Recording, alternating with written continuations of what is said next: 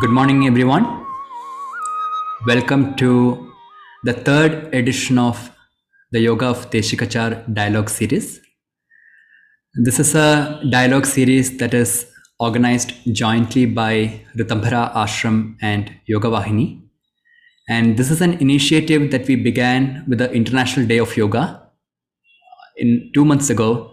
And the intention is to hold a monthly dialogue inviting senior teachers in the field of yoga who had the opportunity to learn under Sri TKV Desikachar and also to share their experience and inspire all of us through how they grew as teachers and how they learned yoga under Sir. And today we have two very special teachers who are very senior teachers in this tradition. And before I go into the process of inviting Uttara, who will anchor today's session, couple of logistics announcements.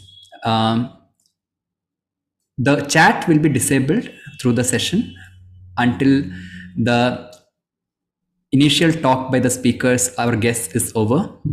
And then we will be having an interactive question answers session, at which point the chat will be open and we can have a very engaging and interactive session with the speakers. And apart from the guests for the today's session, we also have other senior teachers in today's session like Raghu, Sriram, Jyotsna, who will also be part of this session. And today the session will be anchored by Uttara. Uttara is a senior yoga teacher and therapist who has over 15 years of experience teaching yoga to individuals and groups. She's a qualified teacher in this tradition and also a yoga therapist. And she has experience studying in most of the traditional schools of yoga in India. And she continues to learn with Saraswati Vasudevan in Yogavahini and conducts regular yoga therapy and yoga training sessions. And she teaches in a manner that hopes to inspire and uplift people using the simple tools of yoga. So I invite Uttara to take over the proceedings, introduce the guests, prayers, and other things. So Uttara, over to you. Thanks, Hari.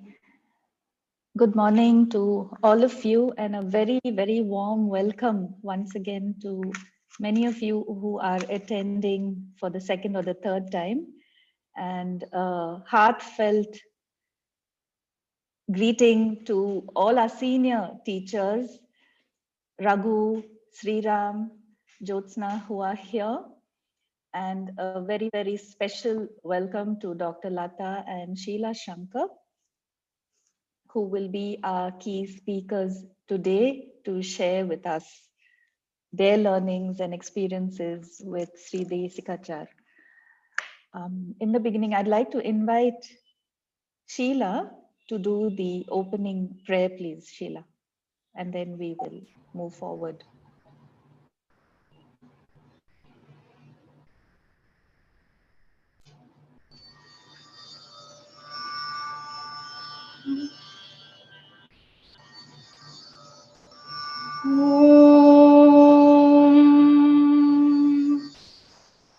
शुक्लाम्बरधरं विष्णुं शशिवर्णं चतुर्भुजं प्रसन्नवदनं ध्यायेत् सर्वविघ्नोपशान्तये गुरुभ्यस्तद्गुरुभ्यश्च नमो वाकमधीमहे वृणीमहे च तत्राद्यौ दम्पती जगतां पती श्रीकृष्णवागीशयतीश्वराभ्यां सम्प्राप्तचक्राङ्कणभाष्यसारं श्रीनूत्नरङ्गेन्द्रयतौ समर्पितस्वं श्रीकृष्णमार्यं गुरुवर्यमीडे विरोधे कार्तिके मासे शतताराकृतोदयम् योगाचार्यं कृष्णमार्यं गुरुवर्यमहं भजे श्रीगुरुभ्यो नमः हरिः ॐ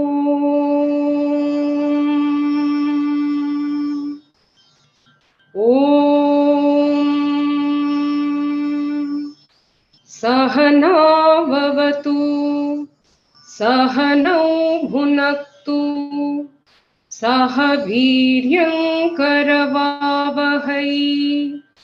तेजस्विनावधीतमस्तु मा विद्विषावहै ॐ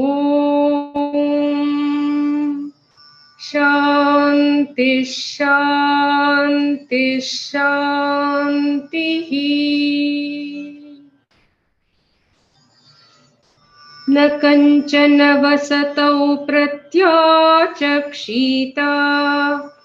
तद्व्रतम् तस्माद्यया कया च विधया बह्वन्नं प्राप्नुयात् अराध्यस्मा अन्नमित्याचक्षते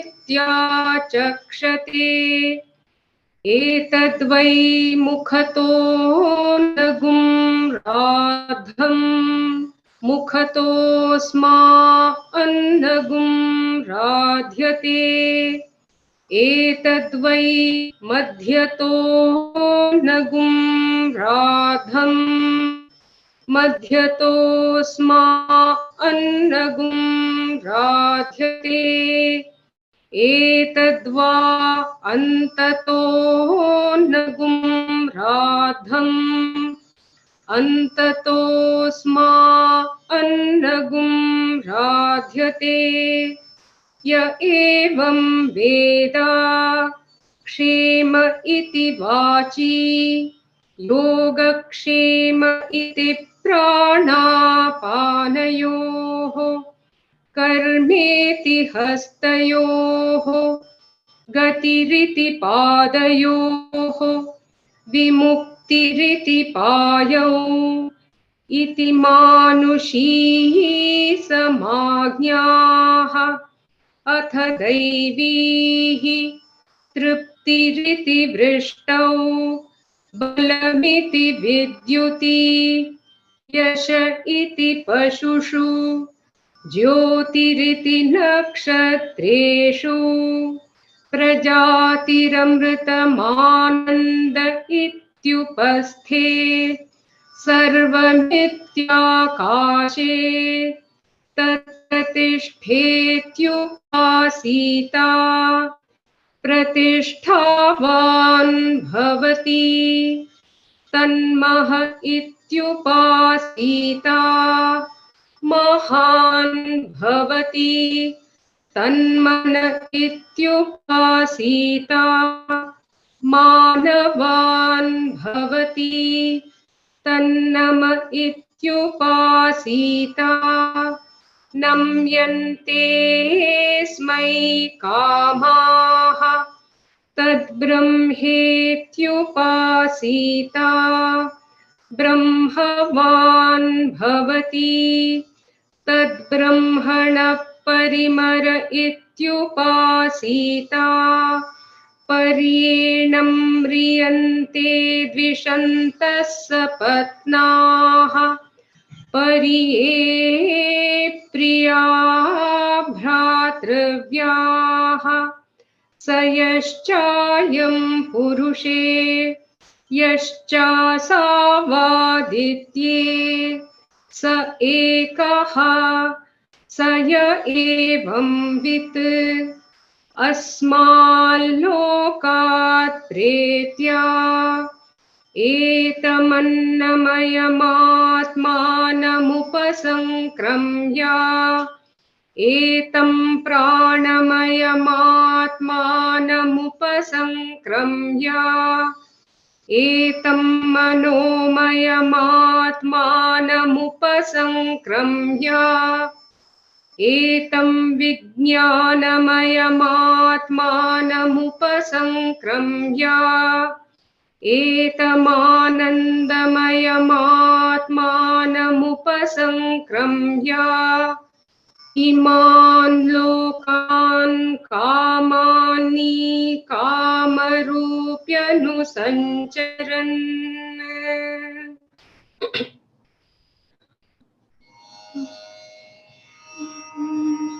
एतत् सामगायन्नास्ते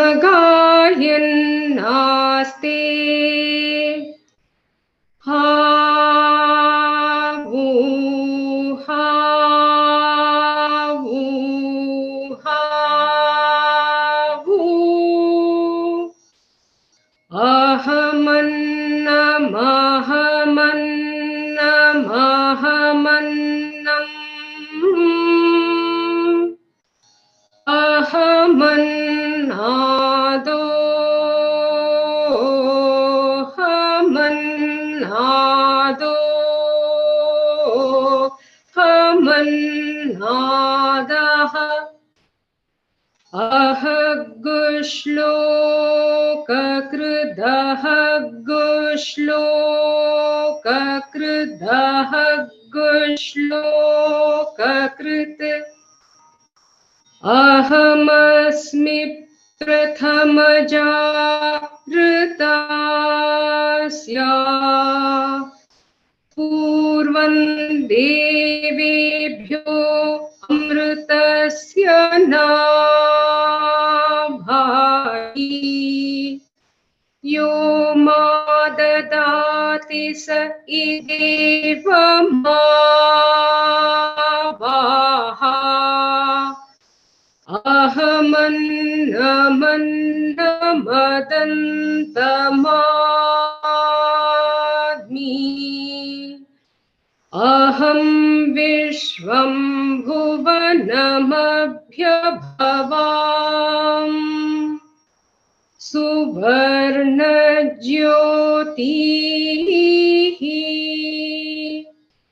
य एवं वेद इत्युपनिषत् हरिः ओम्।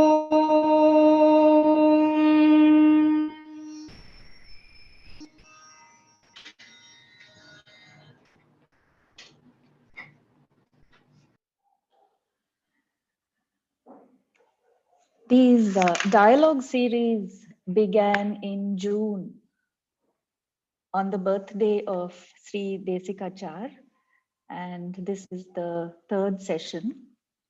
Yogavahini and Ritambhara have come together to offer these series, which will culminate in 2022 with a conference.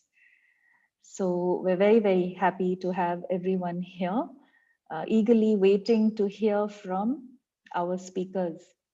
Before that, I'd like to ask Rajiv Natarajan, who is one of the co-founders of Ritambhara and is a student practitioner, facilitator, and coach in the Ritambhara Gharana.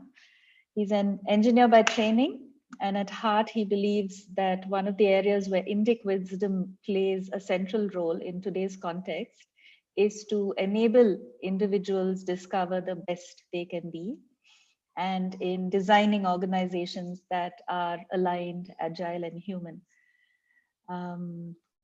Rajiv lives along with his wife, Sangeeta, who's also a practitioner in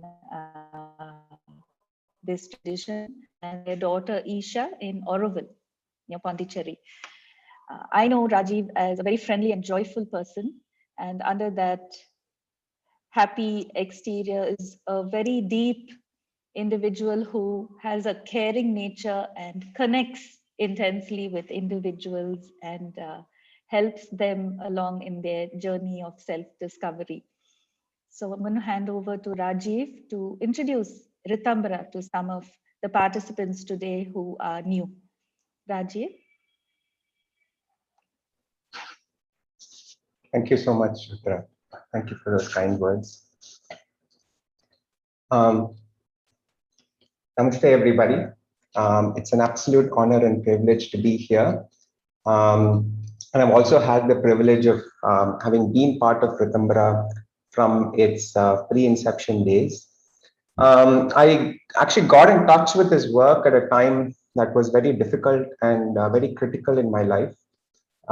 As an entrepreneur in an organization, in a startup that was not doing very well, as a new parent, as a member of various groups interested in social change, I was experiencing a lot of push and pulls and really it was impacting me physically, emotionally, psychologically, and so on.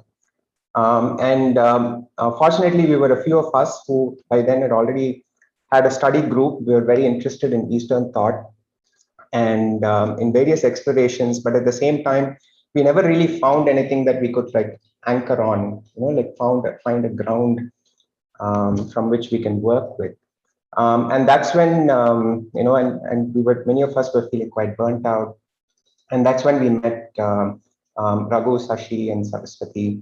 What happened over the 1 year, 1.5 years or so after that, through various experiential learning spaces, through contemplative conversations and dialogues, really proved to be like a very important turning point in our lives. So when we kind of reviewed the work at that time and said what next, we really thought that it's very important that we nurture this work and see, what else we can do with this. At the same time, we also felt that it's very important that this work be explored and offered as a sangha, as a community. And it's these Antaranga yoga communities that are going to be very important as we engage with the world. So Ritambhara was born that way and continues to be a community of seekers, practitioners, householders, whose central question is really to say, what does it mean to live a life that's dharmic, meaningful, and also, full of rasa, full of enjoyment, full of celebration in a context like we are in today. So we strongly believe that the path and praxis of yoga is central and foundational to this discovery. And true to the tradition that we come from, we also believe that whatever we learn and discover, it's important that we offer this, to whoever that we get in touch with. And so we do this with various dialogues, reflective conversations, programs at Ritambhara. And we bring in both the Bahiranga yoga practices, Antaranga yoga practices, theater, art, and so on. So the work of Yogacharya, Krishnamacharya, and Sri Desikachar have been a wellspring to who we are and what we do. So it's once again absolute honor and privilege to be here and for us as Ritambhara to co-host this series of dialogues. Thank you.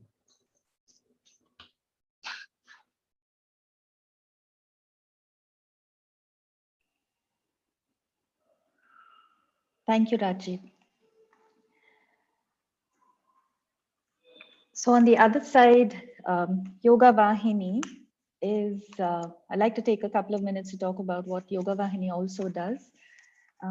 It is more than a center for therapy, training, and research. It is a community of practitioners and teachers, therapists who practice and work together to become the best versions of themselves. And we also, we hold all these principles together to hope to experience life more fully and meaningfully. Now, Yogavahini was founded by Srimati Saraswati Vasudevan and her husband Sundar Ganesh.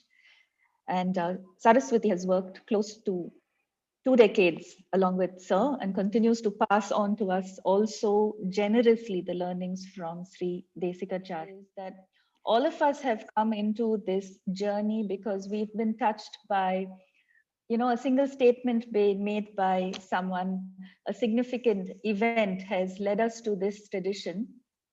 And we now reap the benefits of it, of these teachings and learnings.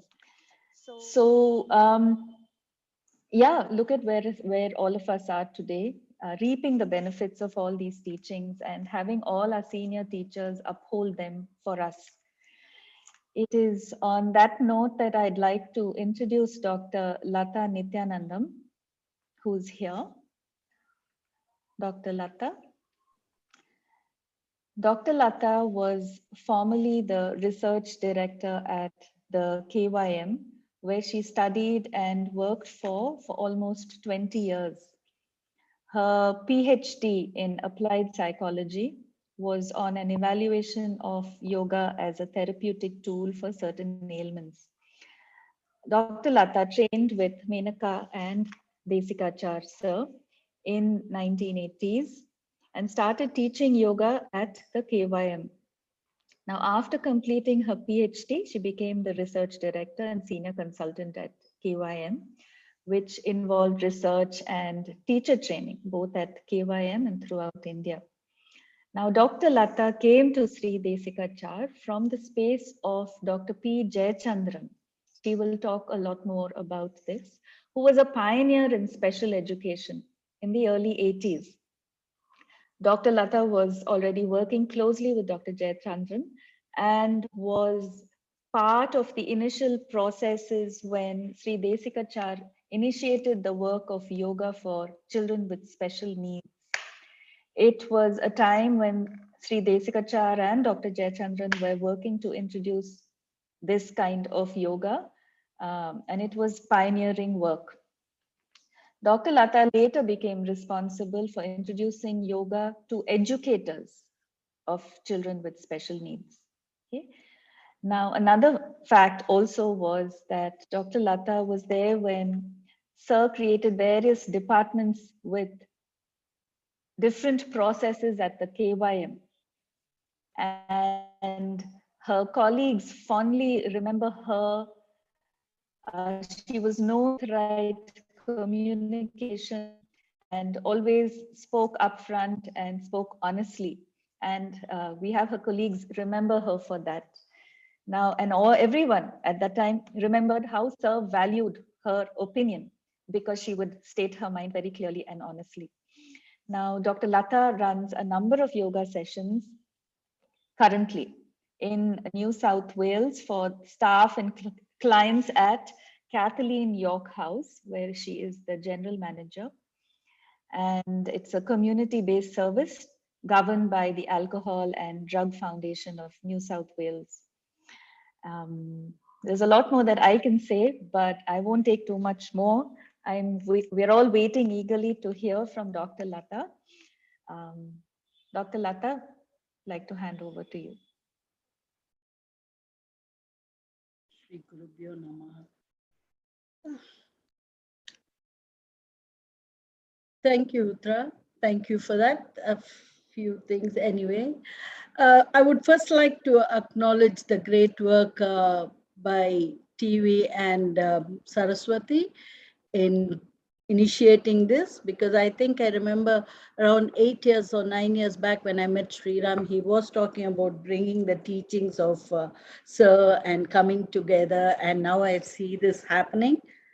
And so I really appreciate that. I think, it's been long due, and I'm so happy it started now.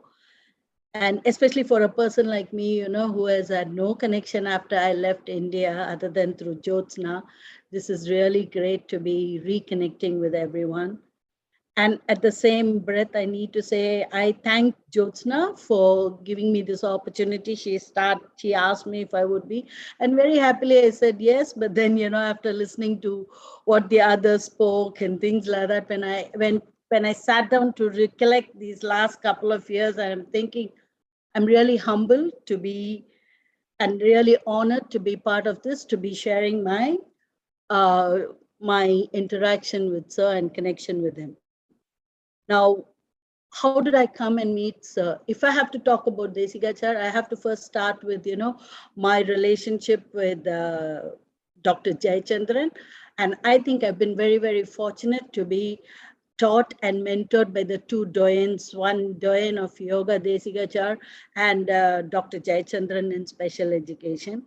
Both of them, when I was just fresh out of the university after completing my post-graduation, both of them really sculpted my career, my life, and my learnings, everything.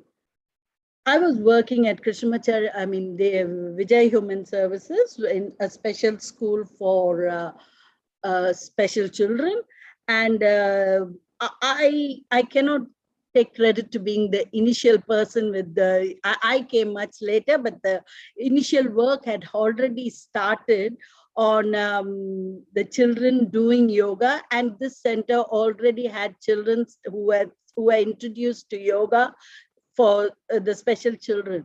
And I was watching them, and then, you know, Jay Chandran asked me if I would also love to learn. I said, of course, I'd like to learn yoga. So he was also working. This school is something he did out of passion, but he was working in Balavihar, a teacher training place for special education. So those teachers used to come to the Mandiram and learn yoga with Menaka. And so I joined that group, and I was learning yoga right from 84 under Menaka. And this was happening for a couple of months. And then at the end of it, every time I come to the Mandiram and I look at Periyavar's photograph and I look at the whole ambience, but I hadn't met Desikachar, and I've heard so much about him, how he introduced sound for the special children, how it was happening. I've been dying to meet him. At that time, I had some medical problem, and that's when Jay Chandran said, I'll take you to Desikachar, and he took me.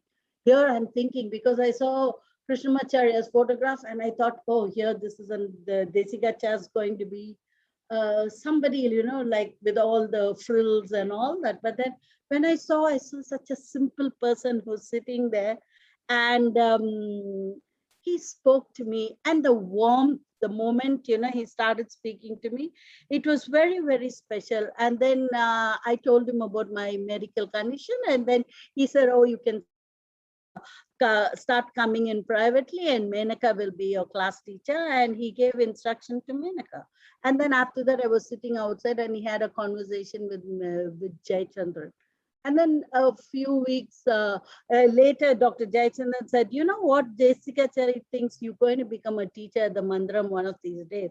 And I said, sir, just I used to call him also, sir, Jayachandran. I said, sir, you're joking. You're mad. What do I know about yoga? I have no kind of background. I don't know anything. Anyway, I went to Menaka, and I realized it was more than teaching me for my problem. She started teaching me on yoga, the principles and all that.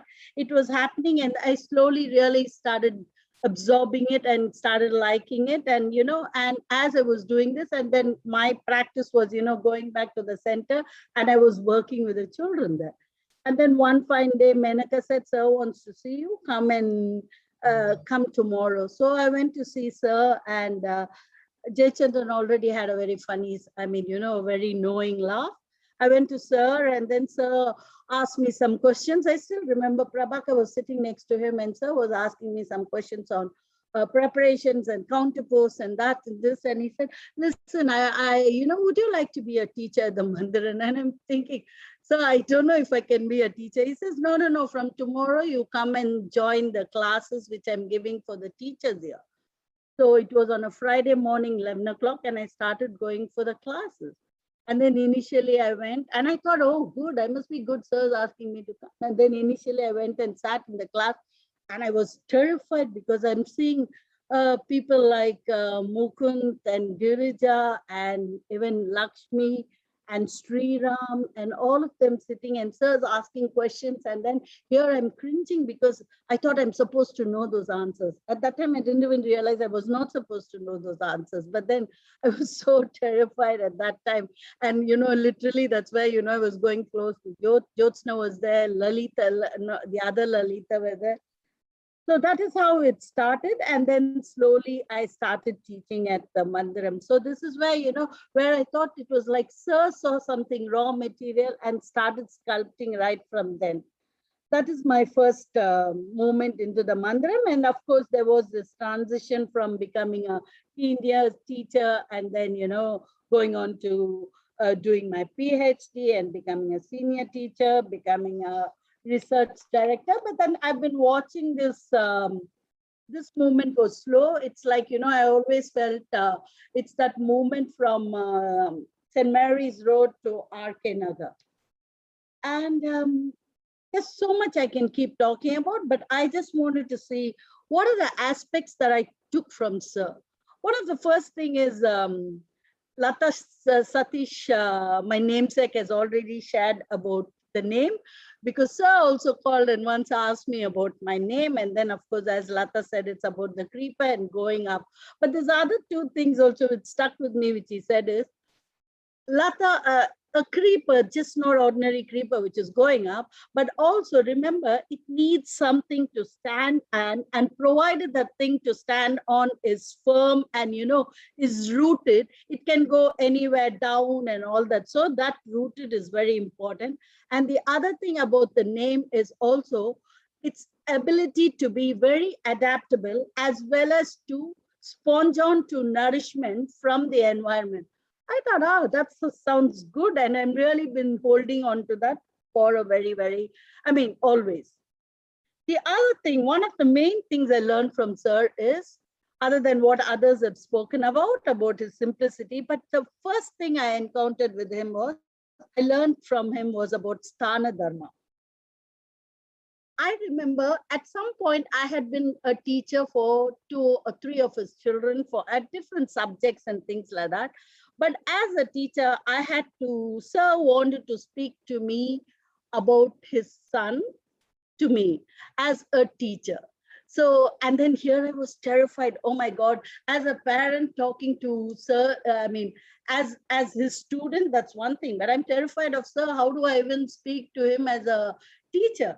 But then the moment Sir entered the premises, he looked at me, he came into the office and he said, listen, the Parma, usually that's what he says, look Ma, I am here not as a teacher, I am here as a parent. And now you are the teacher and you have to be very honest.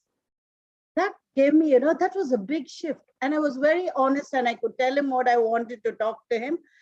And since then, all my life in the Mandiram, I have been brutally honest. And anytime I have seen, there have been many instances where Sir will ask, okay, and he'll have the twinkle in his eyes and I'll know, okay, he's going to ask me something. And he'll say, what do you think? And I'll say, you want my honest opinion? And blah, it used to come. And yes, as time went, I was a little happy that, I'm straightforward, honest, forthright. But then it took me some time to realize this honesty is not because I can't take that claim about being very proud about being honest. I have been honest only because Sir allowed me to be honest. That is very important because that helped me in my parenting, because I realized nobody is going to be honest if they're not allowed to be honest, if they think they're going to be getting into trouble, if they think, what they're saying is not going to be received. So that was a big thing which I learned about. The other thing which I learned, first was Sthana Dharma and also about honesty, which I think till now I take it in my practice, and not only as a parent, but also in my work ethics, even in my office. I'm the CEO of a small NGO, but still all my staff, they'll come and tell me brutally, this is not okay, that is not okay. We always argue about things, and it's all done in a very, very respectful way, and I really encourage that, and that is something I really learned from Sir. And also, some of the things which he's taught me as a teacher is the values, respecting the student, which Sriram has already spoken about time, listening, and also one of the things, he's not interested in optics. Because one of the things is, when I became a teacher and after some time I'm in the yoga mandiram, I had to go quietly and told Sir, I come from a non-vegetarian background, I eat meat and all. I think I should stop all that because I'm teaching yoga. He said, no, never.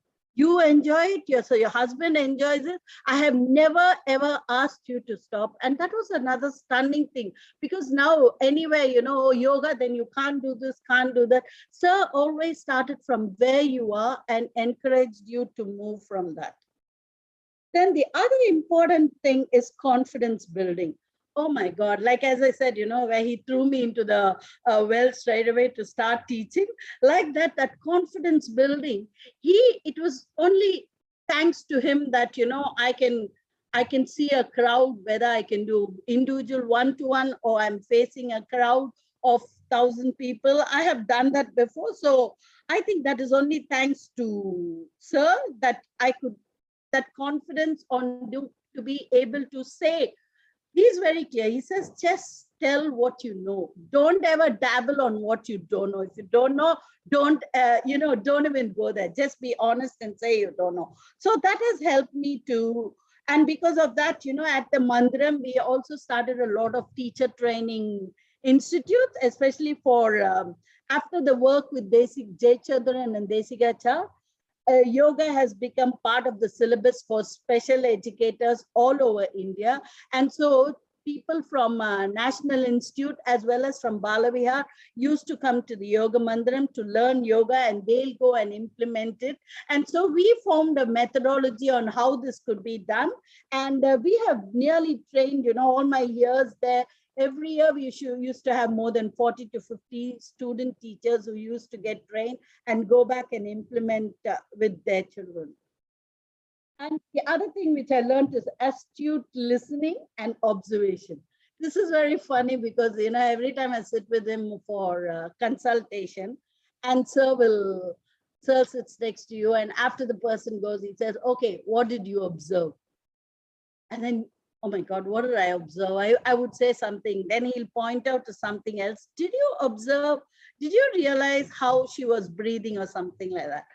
And then I'll say, sir, not really. But then the next time I'm sitting with him, he'll ask me, well, how did you observe? Now I'm very clear. Okay, sir, I'll talk about the breathing. No. He'll talk about something else. So that's a second thing. Then I started learning, observing two things. So like that, and I'm thinking slowly I started observing. So then after that, he said, what did he observe? I never even tell him because, I'm waiting for him to point out what is the other aspect. He was teaching me, and I'm thinking here as a psychologist, we do this in learning called chain learning, and slowly introduce one after the other. And sir was doing this even, slowly and very, very subtly teaching me. And whether it is on one-to-one or something like that, we were learning this. He taught me very subtly so that, it never gets out of your head. What you learn from sir is something, it's like carved, it never gets out. And one more thing also is, I feel very honored because after being in the Mandiram and with sir, he has given me so many one-to-one classes and also group classes, but then the one-to-one classes, which I really, really cherish. And then in one of the classes where, we had Yoga Sutra and psychology, and then he said, oh, we'll bring in Jyotsna. So I said, oh my God, that's fun. So we had Jyotsna in. And you wouldn't believe that classes, as Raghu had said, it goes on for hours. I mean, class goes on only for 40, 50 minutes. But after that, there have been hours together where me and Jyotsna, or me, Jyotsna, Lalita for some other class, we never want to go home because we don't want to get out of that spell. It's like we are in a spell and we want to discuss and discuss and discuss. And, that has been happening. I mean, that was another thing, those learning. And that's why even now, some of it is in notes, but some things, even now, because I'm in touch with Jyotsna, I'll call Jyotsna and say, Jyotsna, do you remember sir said specifically this thing, at that time or something like that? It's always there, that kind of impact he made. Then, of course, the simplicity in everything, right from the asana and pranayama. He taught me, as a psychologist initially, or even, coming from a convent background, you use a lot of big, big words to impress. And then one thing is with sir was able to communicate with, he could go up or down and connect with the person to their level. And he always said, keep everything simple, right from the language, no jargons.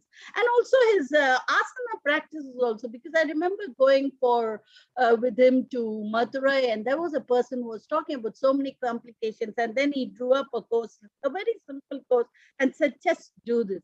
And then you realize the simplicity in everything that he does, but it is so profound.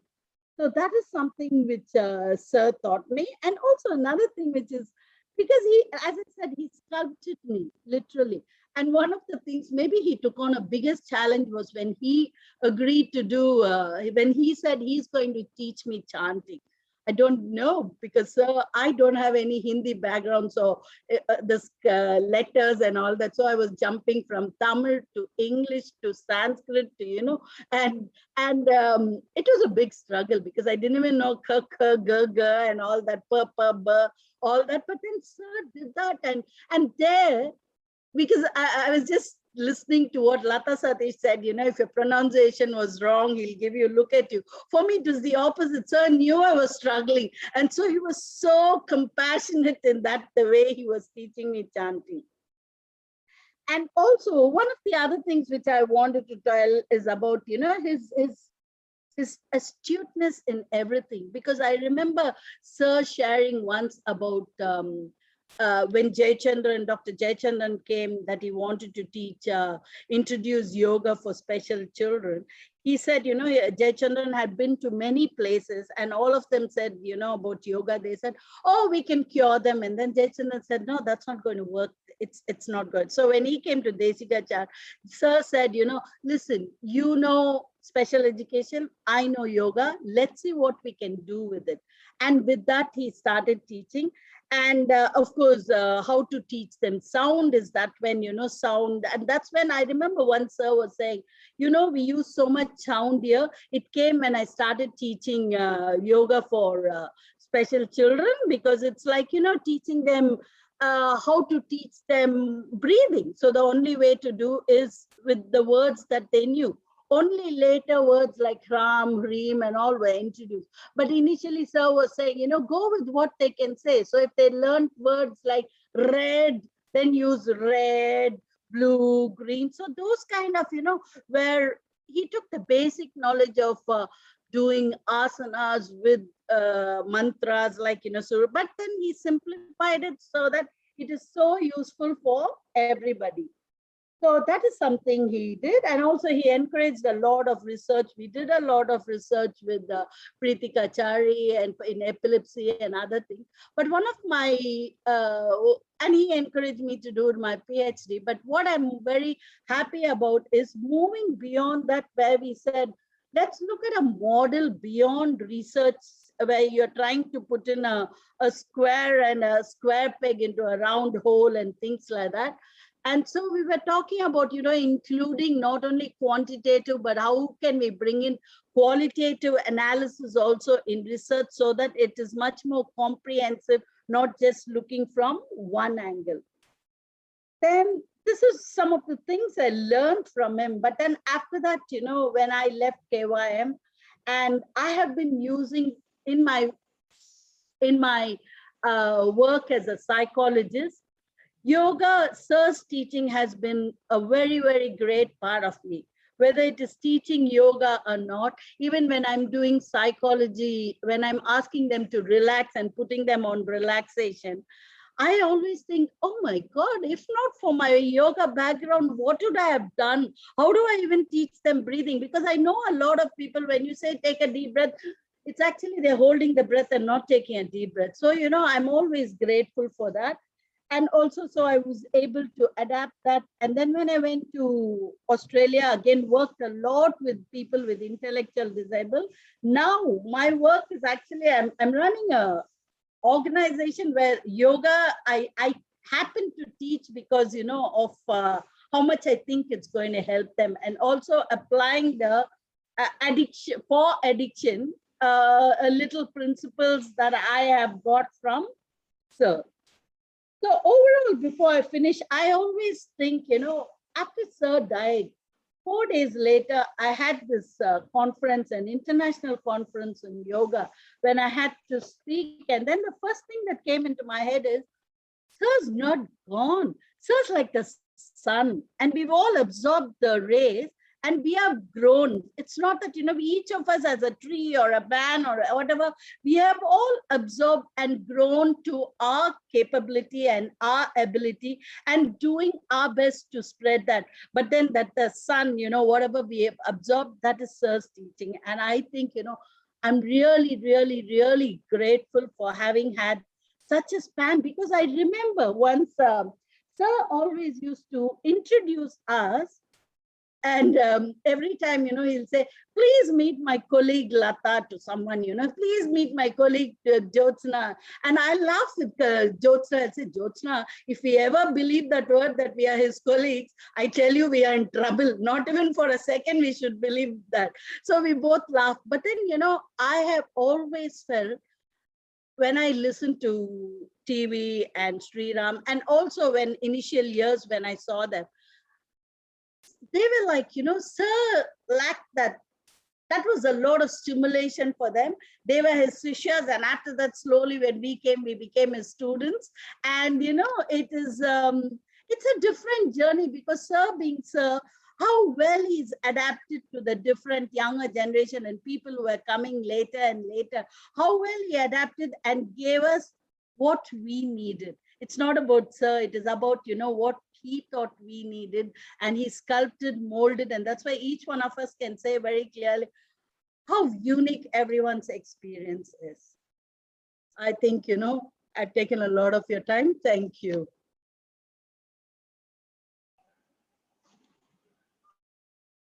Thank you, Lata. I'm sure there are many, many more things that you can share. And, some of the things that you have said are exactly what comes to my mind, and the reasons why many of us stick to all of you senior teachers is because you have held on to all those principles and continue to teach in that simple, caring manner, keeping in mind what would help us blossom. So it was really inspiring to hear you. Thank you.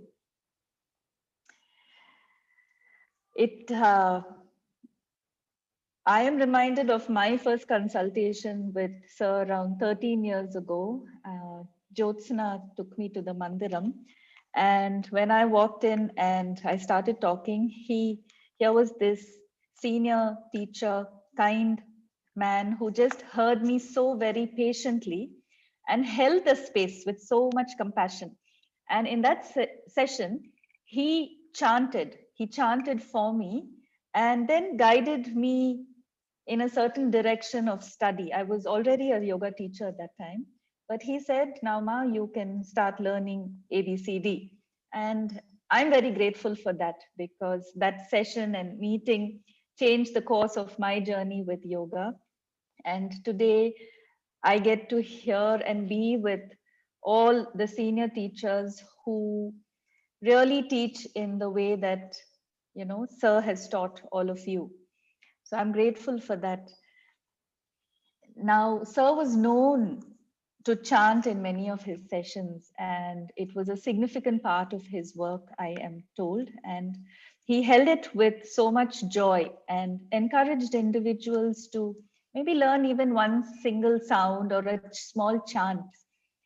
Now, Sheila Shankar has taken this into her teachings. And we're very, very happy to have Sheila, who was one of Sri Desikachar's foremost students of Vedic chanting and is now a sought after teacher in this tradition. Sheila has trained she is a trained vocalist in both Carnatic and Hindustani music. And in her classes, she integrates voice culture and singing with Vedic chanting.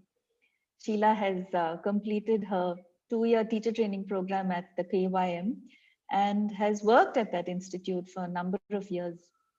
Now, along with her husband Ravi, she runs Yoga Nidhi in Chennai, and she also conducts a 2-year Vedic chanting certificate program out of the UK. Now, for the past 20 years, along with all of this, she is in the field of education with a specific focus on mathematics, and is a consultant with TCS. Now, I've experienced the joy of attending a few of her chanting classes, and I have heard her chant a number of times, and it always leaves a resounding mark on me and many of us. Sheila, I welcome you and can't wait to hear what you have to share with us today.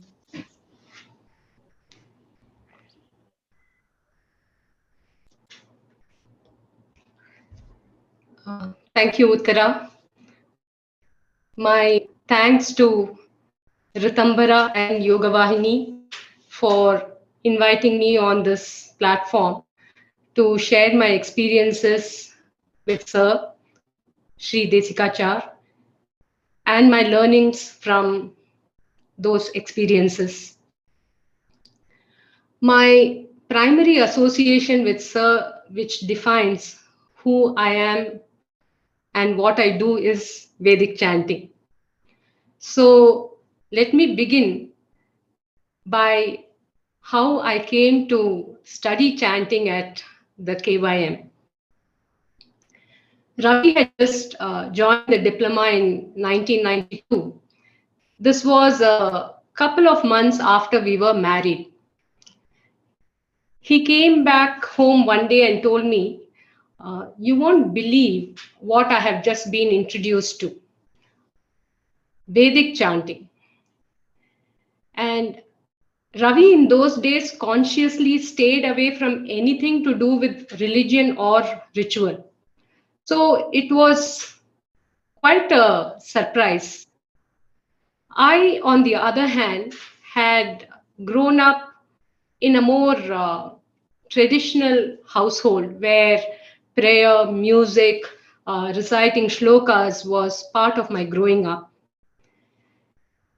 When he mentioned Vedic chanting, the idea of chanting the Vedas seemed magical to me. My spontaneous response was, I also want to learn. And Ravi very smugly said, sorry, it is only for diploma students. But since I insisted, and given that we were just married, he didn't want to start an argument, I told him to ask his teacher, who was Dr. Lata Satish. In his mind, Ravi thought Dr. Lata would say no. However, Dr. Lata Satish is a person who can never say no, and deflected the question and said, ask sir. If he says yes, she can join the class. So when he came home, Ravi said, listen, it's practically a no, because there is no way I can ask sir if an outsider can join the chanting class for diploma students. But I was insistent. I said, so ask sir. I said, just go and ask him. No. He was aghast and very reluctant to make this outrageous request to sir. But he was more afraid of me than sir, I think. So at the end of the day, he waited outside in the veranda of the mandiram. And after everybody had left, sir would be in his room attending to all the correspondence and administrative matters. So when he came out and was leaving, he sensed Ravi wanted to ask him and said, come, let us walk home.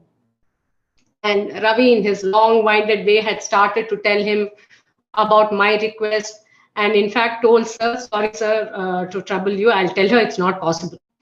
And even before he finished, sir said, what's the problem? Let her join. Tell Dr. Lata. And that's how I began learning first with Dr. Lata Satish in the group class. And very soon after that, she started taking one-on-one classes. And then I started learning from Sujia. And we would have mostly our classes at the Sannidhi. And one day, sir just walked in as we were chanting and said, Sheila, from tomorrow, come at 7 a.m. for the class here. This highlights for me the spontaneous and instinctive quality that sir had. I realized what a privilege I had been granted when some of our colleagues expressed their astonishment at his decision later. And this is a quality that would be recurringly evident at various times during our time in the Mandiram. For example, there would be a public event. He would call Sujaya and me to do the opening invocation. He would have given us the passage a week in advance, and we would have spent multiple sessions practicing. And on the day of the event, as we were climbing up the stairs to enter the chant, he would say, actually, I would like you to do another chant. We would be petrified and yet would have been able to deliver the passage without any mess up. I wonder if this was his way of training us to be ever ready with all the chanting we did. As much as when teaching asana, each person has a unique constitution and background which has to be factored in while designing a course for them. Similarly, each person's voice is unique, and there could be historic influences that need to be considered when teaching chanting. Some may have studied Indian classical music, Western classical music, or may have had no musical exposure. They may talk in low tones or high tones or in different pitches. There are innumerable factors that influence voice, including posture and mental makeup.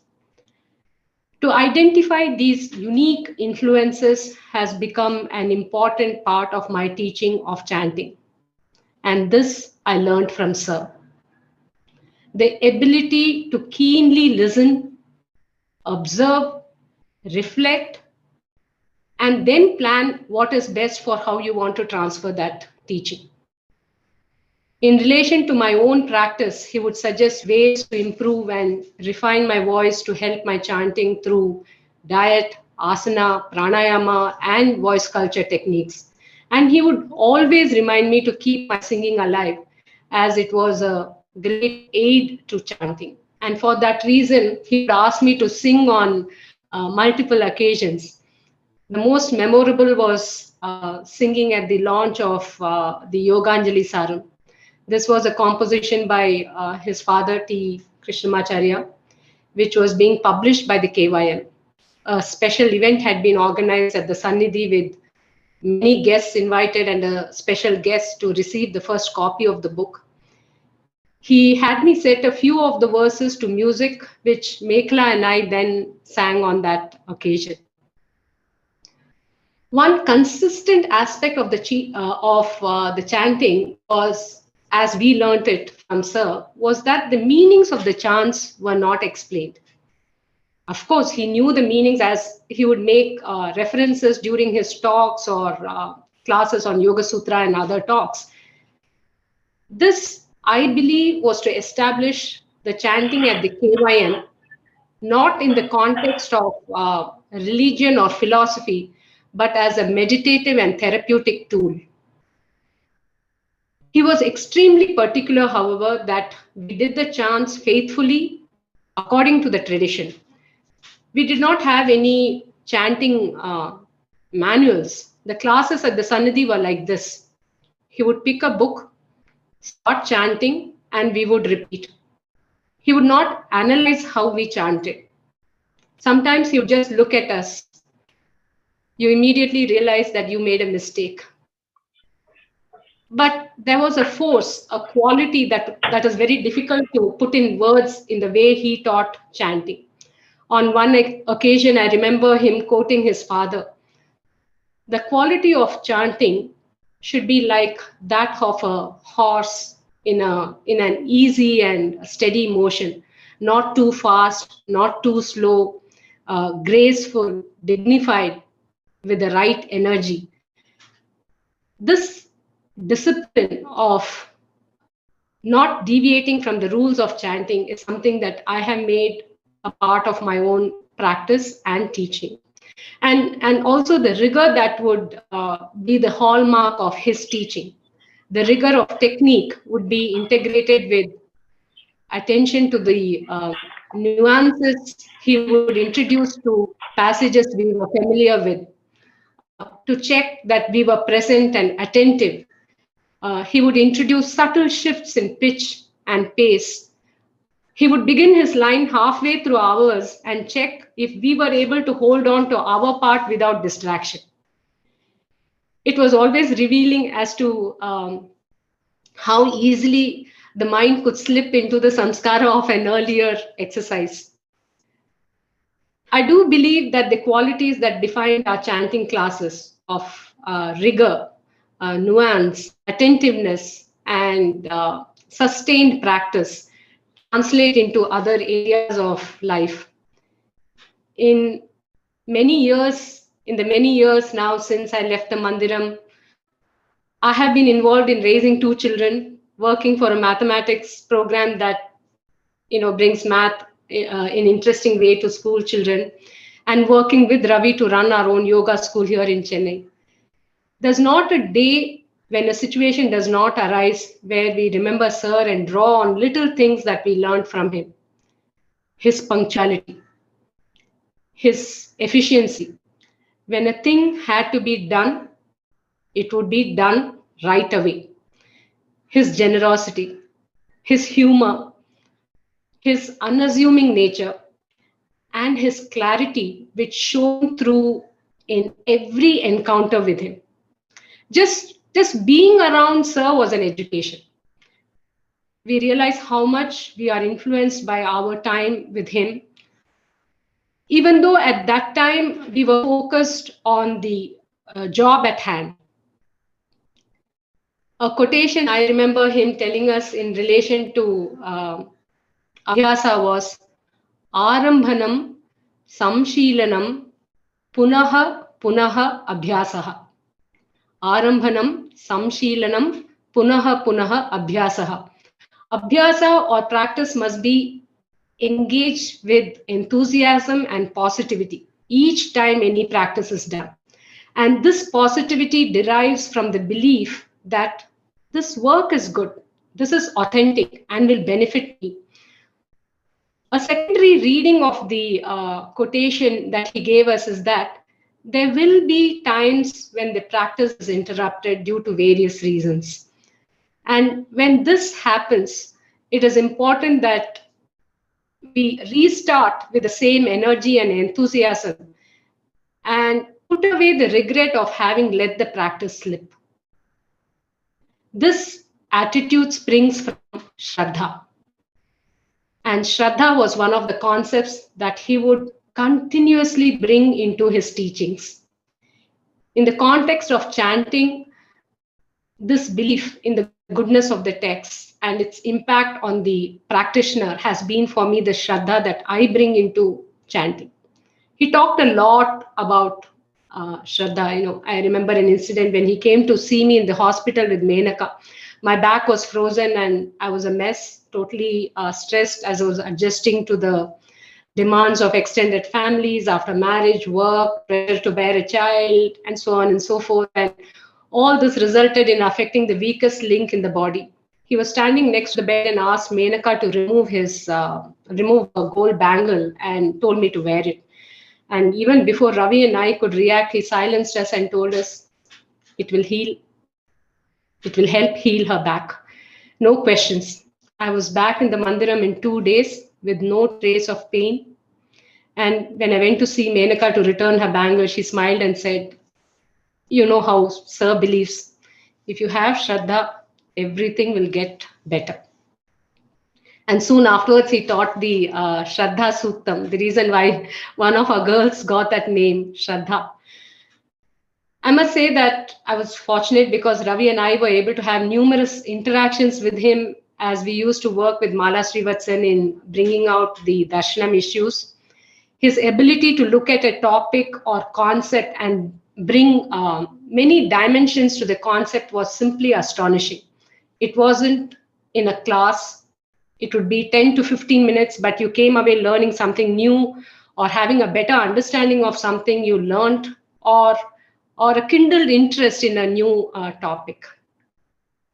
So in summing up, I would say I have been hugely blessed to have had this association with Sir.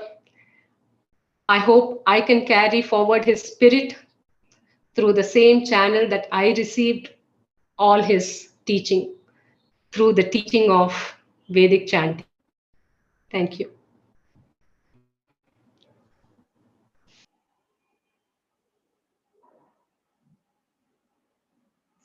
Sheila, thank you for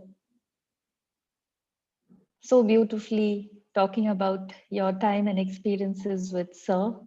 And I know it's a very emotional feeling also when you think back at all the times that you have had. Sound and chanting has become so important these days, and I think clearly we can say that it is nice for yoga teachers and yoga practitioners to include some of it in their practice as well, because it does so much to each one of us, not only for our yoga practice, but how it impacts our daily lives as well. So thank you for that sharing. I'd like to now hand back to Hari and opening the session for some Q&A.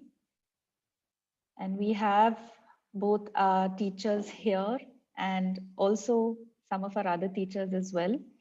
But so if anyone has any questions for Sheila and Dr. Lata, you can send them along. It goes to Hari.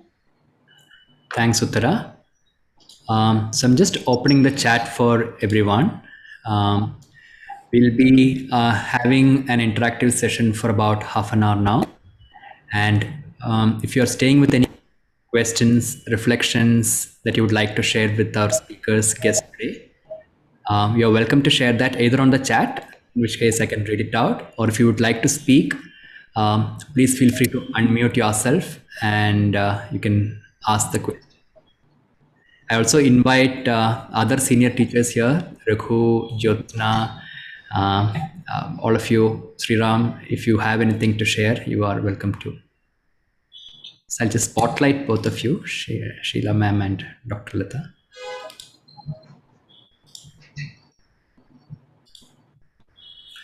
Okay, I have a question here from Lakshmi. The question is to Dr. Sheila. Sorry, to Sheila. How do you think Sir would have changed his approach for the youngsters of this generation?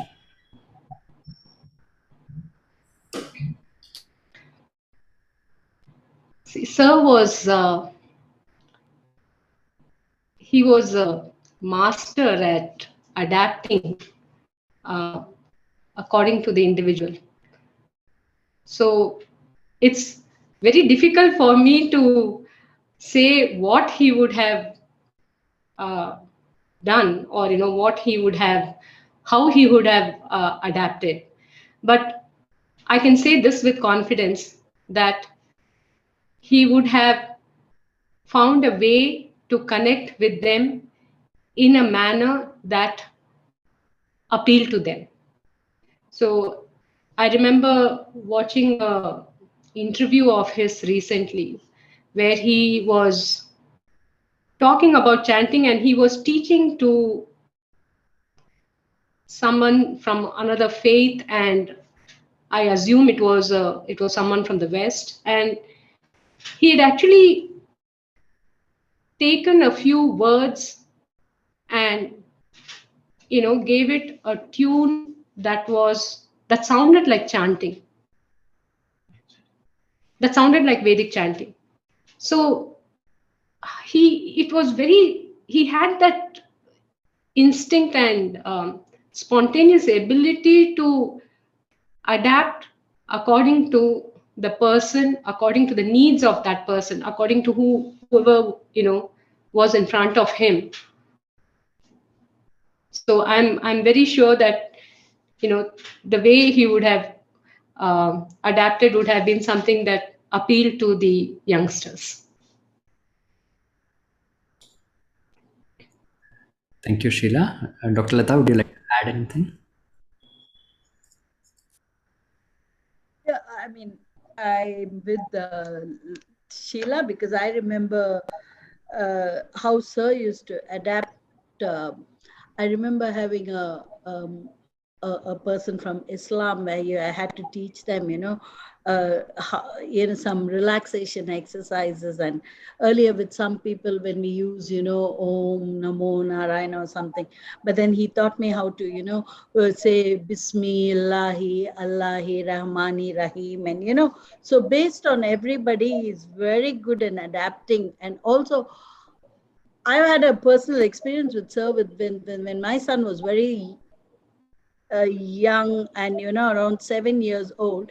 He had a problem, and sir, the way he interacted with him, and he used to call him a friend, and my son really believed he was his friend. And every time he'll come to the mandiram and talk to them. And now he's 30 years, but still that relationship he shared with him was special. So sir can, as I said, he can go down to any level child and connect with them. That's what came up for me when Sheila was sharing. Thank you for adding on, Dr. Lata. Any other questions from any of the listeners?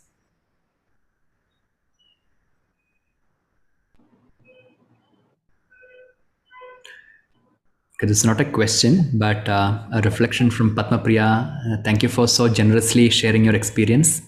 You as senior teachers are carrying forward the spirit of generosity of Sir. It's from Padma Priya. Thank you.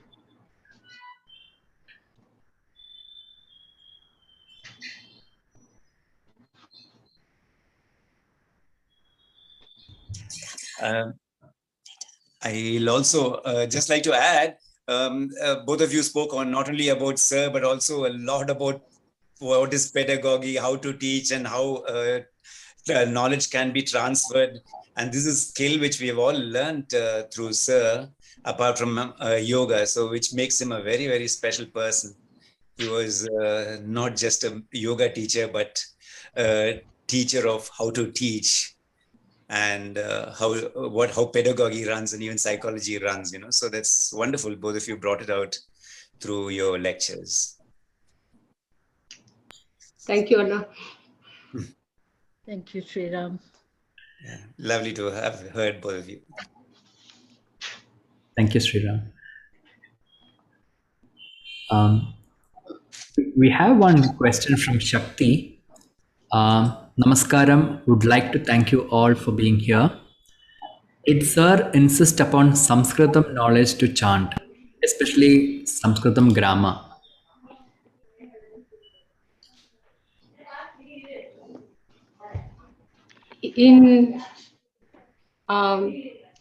When I was there, this was not something that he talked about, because essentially the chanting is about sound. Now you can start from something which is very, very basic, very simple, and you can keep building on that over a period of time. So he never had any prerequisites to learning chanting. You just had to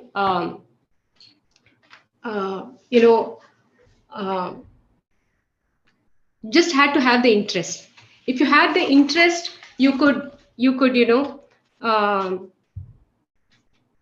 could actually start learning to chant. So there was not this requirement that you should know Sanskrit, or you should know grammar, or you should know you should have a good voice, or you should have known music. No, none of that. Maybe like you were saying, Sheila, I've never seen him set out any prerequisites. And also, absolutely, the whole issue is sound and how you listen to the sound. And that whole process of just listening to the sound and whatever, I think that was the focus.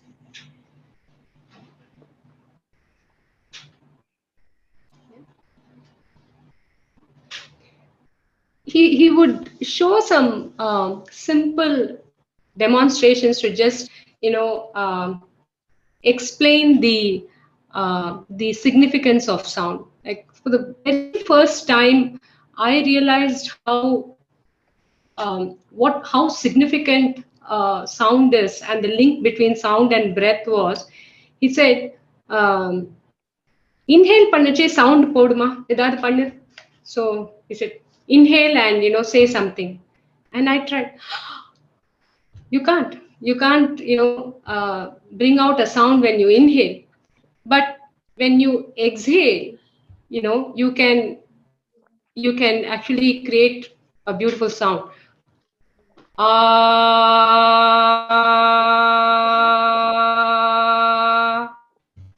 And that was one moment I realized that actually sound can aid in extending your breath. So that was for me at 23. It was a big revelation. See, I noticed Sir teaching sound, especially when I was working with the special children, because he used to sit down and tell specifically, when you say ah, it comes from here. When you teach them ha, it comes from here. So there was no requisite, because I'm a standing example. I learned chanting from him, but with no background on how to read Sanskrit, never mind the grammar. So Sir never insisted, but he introduced sound based on, because how important it is for us.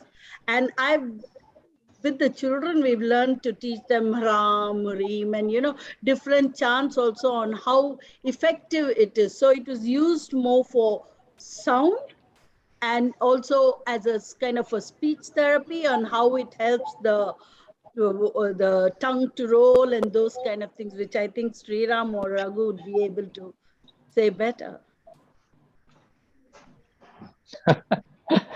You're reminding me, Lata, of all the, when we started in Balavihar with Dr. Jayachandran, and how Dr. Jayachandran brought the first test case that I had to teach in the Mandiram in the beginning, 3 or 4 people. Jayachandran was very careful. He brought people, we had to deal with them, and some of them were very, very interesting. I remember some of them very vividly. And and use of sound, use of imitation, which is what was for the special children. How to make them imitate you was another very, very important aspect of the whole thing. Yeah, takes me back very, very long time back.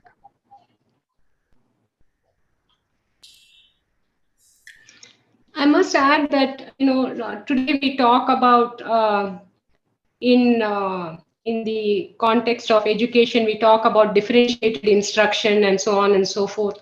But he was, he applied those practically when he was teaching, because if it was chanting, and he would know that, okay, if you had this capability or capacity, you could actually, he would push you a little bit more into that area and challenge you there. But someone who did not that it didn't come easily, he would help them to get onto that first step and then the second step. So it was how he would lead you step by step by step.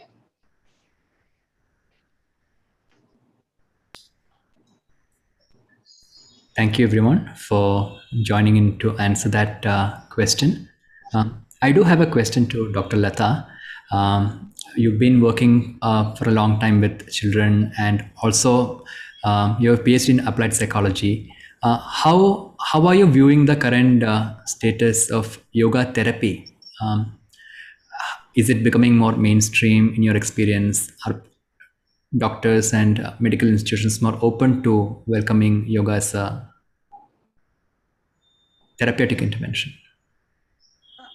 Yes, I think, the whole world is opening to that, to the benefits of yoga, even here, all over. And I think, unfortunately, sometimes I don't know if it, I have to say it. Sometimes it's so unfortunate that, it is more here, people outside India are more open than in India. And now in India, it always has to come from the West before we really take that up. And here it is definitely opening out. But also, having said that, there is also this, which when I was talking about, sir, one of the things I realized I was saying is about how the senior cohort, when Raghu was saying about how they were the first cohorts and things like that, at that time, it wasn't learning to become a teacher. It was just learning yoga. And then, at some point when the teacher said you're good enough, and then started teaching. Now it starts with, you have to do certain things. And I don't even know if in a way it is going good, that people are understanding the relevance of yoga therapy, or how yoga can be therapeutic. But at the other hand, it's also being too structured and put in some brackets that you have to go through this course or that course. And I don't even know whether there's kind of a streamlining on how this could be done, because it's happening all over. And now yoga, on one hand, yoga is being done as a traditionally how we're supposed to do, and it's being taught. But then also you have the dog yoga and the beer yoga and all different kinds of nonsense where the it's turning to blasphemy at times. It's being commercialized and monetized, Lata. Yeah. That's what is happening. I think I'd like to add, also, I can't agree more with you, Lata, and Kiwi as well. But I think it's a case of, we are not sure whether we are putting the horse before the cart or the cart before the horse. Because I think when we grew learning with Desikachar, at some point, like Lata said very beautifully, we were learning. The quest was to learn. The quest was to understand and find our way in this journey. The quest was not to become anything. I think that was very rich in this whole space of learning. So I'm wondering today whether we have actually put the cart before the horse and say, we know, we want to become this, and therefore we will work backwards to arriving there. Jyotsna, it might even be a cart without a horse. I would think most times it's a cart without the a horse. Is an ashram, no? Yeah, it's a cart without the horse. Spiritual aspiration. The horse has a lot of significance of deep spiritual yearning. I think that is very real. And also Sheila was mentioning the imagery of the horse. There's something very real about that. So I think for sir it was about the individual, and that is something that is priceless. Individual that was important, and that it started and ended there. Everything else was a tool towards getting that individual to blossom. Whether it was asana, pranayama, chanting, a discussion, therapy, whatever.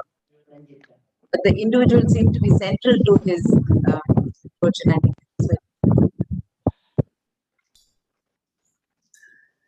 Thank you, Jyotsna. Thanks, Rakhu.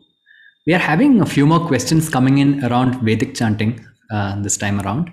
So Shakti is again asking, I'm aware Mahacharya Krishnamacharya held the title of Vedanta Kesari. Many Veda Parayanam teachers teach from a particular tradition. What tradition did KYM follow in imparting Veda Parayanam learning during Sir's time? For example, Kanchi Pata, Sringeri Pata, etc. See, Periyar belonged to the Parakala Matam. Parakala Matam. So, and he was a fairly staunch Vaishnavite, though he knew many other things. So, one would assume that he was following that Paddhati and a Vaishnava tradition.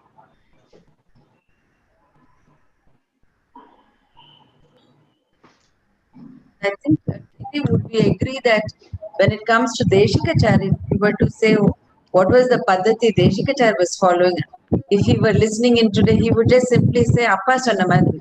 The way his father said it, it was as simple as that. I would think that would be. Okay. Next question is from Neha, again around chanting. I would like to ask what was Sir's take on how to continue the focus on the sound aspect while chanting and not get caught up in the meaning of the Vedic chant.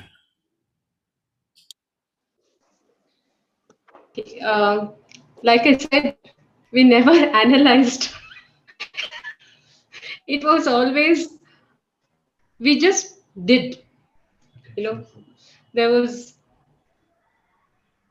if you had Shraddha, you had attention, you had focus, you had energy. If that Shraddha was not there, all these things were missing. But we never sat and, analyzed with him, how should I know the meaning? Should I not know the meaning? Should I? In fact, he would say, Varuma, it will come, So we never asked him, sir, what is the meaning of this chant? Sir, am I chanting correctly? Sir, am I following the rules correctly? There was only one transaction. He chanted, you listened, you chanted, you practiced. End of story. Sheila, you didn't have Google at that time, no, Sheila, to distract you. That's true. That is so true. Nowadays, before you say something, they can always Google and find out the meaning, no? The only problem is the intellectual meaning is not the meaning. That's the whole issue. Yeah.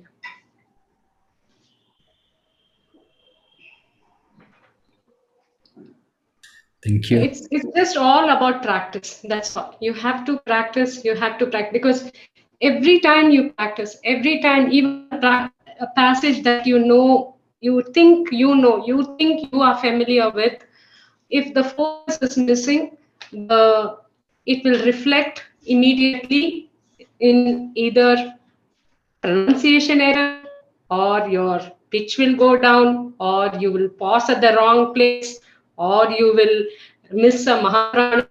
So it is just about practice. And he would say that, if you want to actually do something very coherently and have that, and that is the experience I'm talking about, which is that you have to do a chant about 80 to 100 times to be able to feel that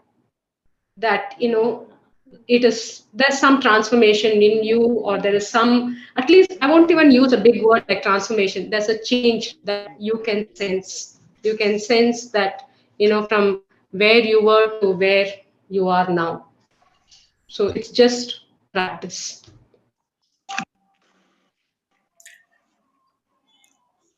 Thank you for sharing that. I have a question from Kranti. I'm not sure I understand the question fully. Kranti, would you like to unmute and speak? Which is something relating to the practice of chanting. Yeah. I have this question, like when we are chanting, we are repeating 3 times. And I've observed in my own learning that when I'm repeating, I have just made a mistake. And it just reflects that I'm like either not focusing or something is wrong. So how do I relate to that mistake and understand, and then just go above it? Like if I've learned the chanting something on the first day, and if I'm repeating again after the practice, I'm making mistake. So how do you cross that mistake, and then like how do you work towards that confidence that okay, this chant I know? Whenever I chant any old one, I make a mistake somewhere. It would be a new mistake. So how do you cross that thing? I'm not sure if I'm clear in that, but yeah.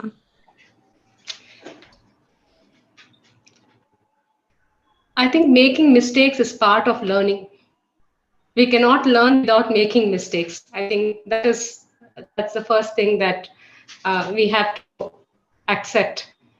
But over a period of time, how do you minimize those mistakes? How do you then, get to a place where there are no mistakes? That's a journey. And that journey will happen only again with Abhyara and Vairagya. So you have to practice. You have to probably give up, things that hinder that practice and keep going.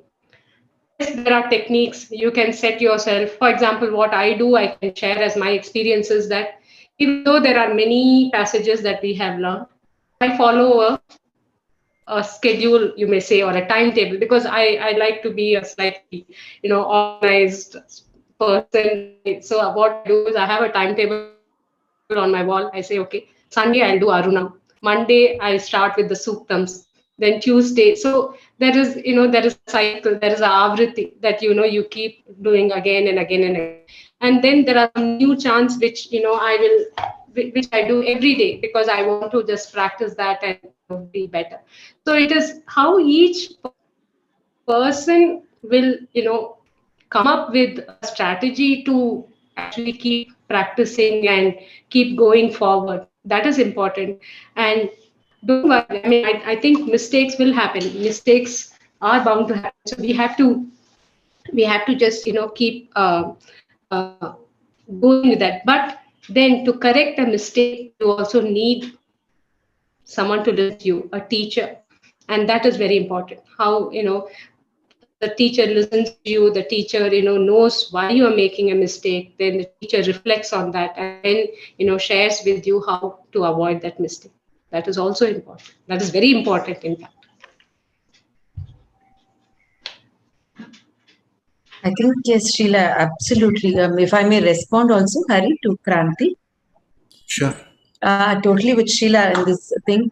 And I'd like to share here that when I was doing chanting with Desikachar, there is something very beautiful about this relationship with a teacher and a student, especially in the space of chanting, because he would just always chant with you, or he would make you repeat, or he'll say, we'll do alternate lines. But he was always there in front of you, chanting with you.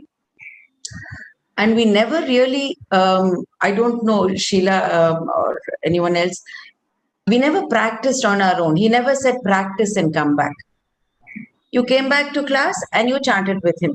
And the comfort of just being with your teacher, I think the mental comfort of being there, and he will chant and you will chant, and you will make a mistake and he will say, will you say it again? Then you say it again. Then when it is correct, you move forward. There was no stress about having to get it right. And this, I think, was very essential to this pedagogy, because you never felt inadequate in front of your teacher, knowing that you're completely inadequate. Because he was there and you were chanting with him, and you could take his voice. You could take the strength of his voice. You could take the strength of his diction. Sometimes I feel today when we work as teachers, do I have the time and the energy just to say, okay, today I'm chanting with you. I will chant with you that whole 1 hour. And not say, you chant, I will listen, which puts a lot of pressure on the student. I don't remember even once in 3 or 4 decades he's telling me, you chant, I'm going to listen to you today. Never. So automatically the mind is so comfortable, because you chant, I will chant. Either we chant it together or you repeat. And the other beautiful thing is, with some of us, like for me, I'm not very good at remembering or memorizing a passage, though that was considered very important. The minute I walked into the class, he will put out the book and say, Neeb, you use the book, don't worry. The individual just come so relaxed immediately. Just put out the book and say, no, you use the book, don't worry. And he will open the page. If the group had already started, he will open the page and say, we are chanting in that Anvakam, start there. And you're on a roll after that. I think that was Desikachar to me. And that's what I'd like to take into my sessions. Never make somebody feel inadequate. So automatically the word mistake didn't bother us too much. What would you say, Sheila or Lata?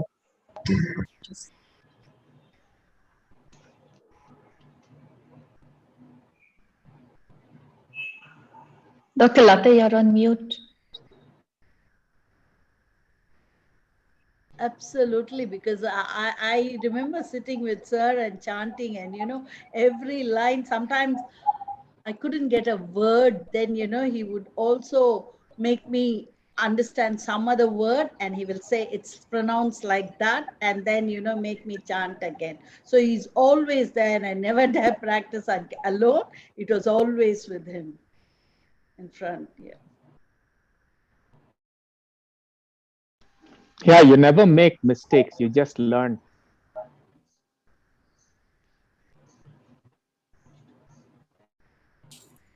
Thank you so much. I think it's more about comfortness in making the mistakes to learn.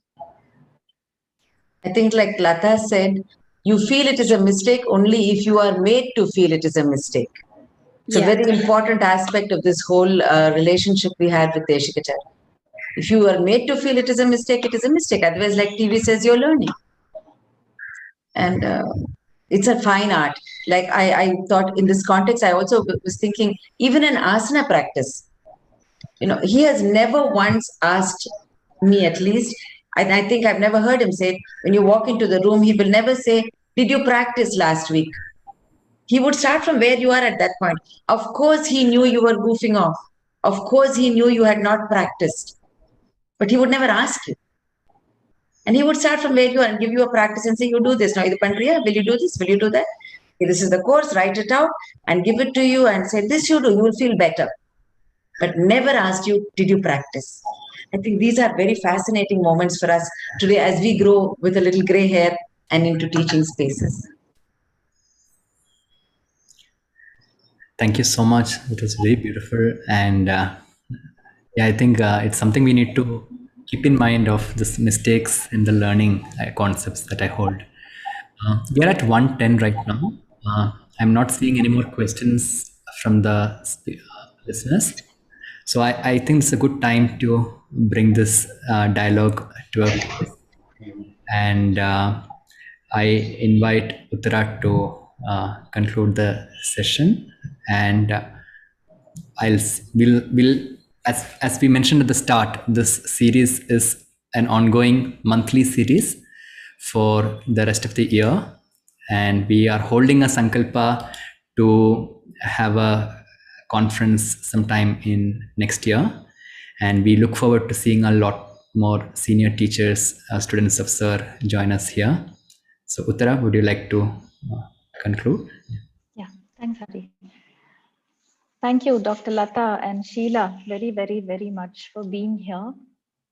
And you've left us all not just with inspirational words, but you have really inspired us to stay the course with these teachings. And the way you have articulated your experiences makes us want to remain on this journey to help us become better individuals. If we become better teachers, that's a different story, but to be inspired by these words. And thank you very much for being here. Thank you all for attending. I'm sure you'll have gained a lot and enjoyed the session as well. And heartfelt gratitude to Sriram, Raghu, and Jyotsna also for attending here and answering your questions. Thank you. So I'm going to ask Sheila once again to close with a chant, and after that we can end the session quietly. If you are messaging asking where do I find details for future dialogue sessions, so we have a website, yogaofdesikachar.com, where all the recordings up to now and the future sessions will be announced. There's a registration form there which you can register. Thank you. Over to you, Sheila. Thanks, Hari.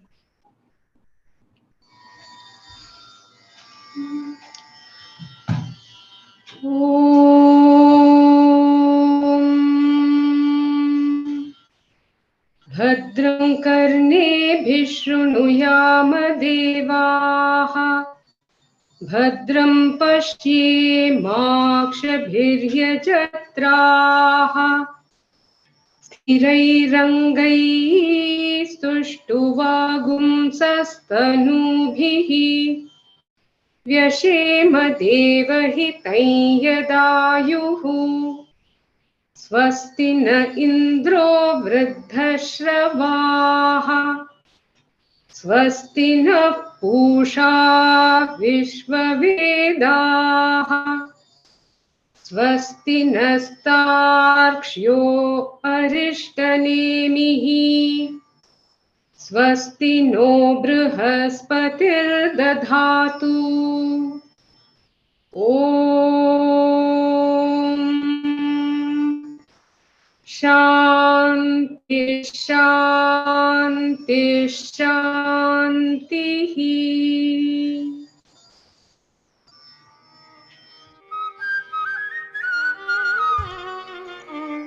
Thank you.